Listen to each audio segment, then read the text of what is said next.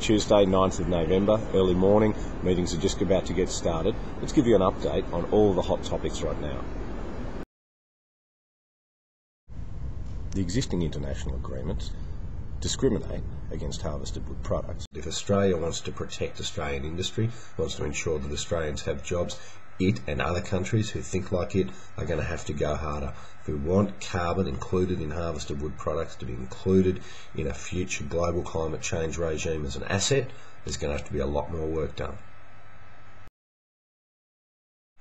By the end of 2009, developed countries are going to have emissions reduction targets from the mid-term to potentially 2020 on the table. Australia has ultimately, took a while to come to it, but correctly determined that it will not bring a mid-term emissions reduction target to Poznan, rather it will release it after that.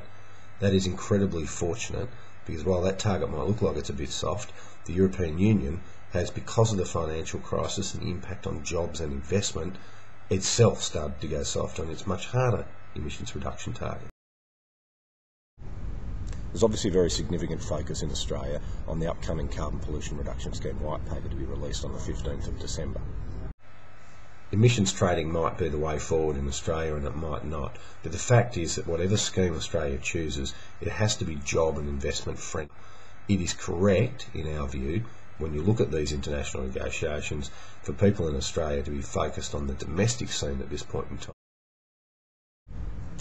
When it comes to the use of wood in various forms, whether that's pelletised or wood waste that comes from the forest floor for biomass energy in Australia, there aren't any particular international rules that stop that occurring.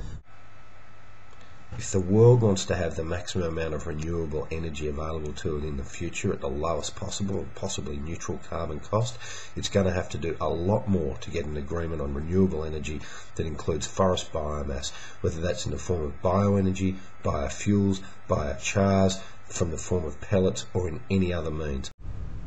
There is a discussion going on about land uses and ensuring that there is a balance in land uses for social, production, biofuels and for food purposes. The food security debate is increasingly significant here.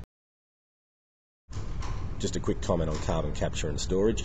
1 year on from Bali, when the European Union and others were adamantly opposed to using CCS technologies to reduce emissions, the EU are now on board. The simple fact is that lowest cost emissions reduction activities are likely to come from bilateral arrangements and not from multilateral arrangements. That is, Australia working with, say, Indonesia, 2 countries have to agree. Australia working through these United Nations negotiations, 192 countries have to agree. On behalf of Fitzpatrick Woods Consulting and Industry Edge, thank you very much for your time today, and if you care to, please download the written updates on the website.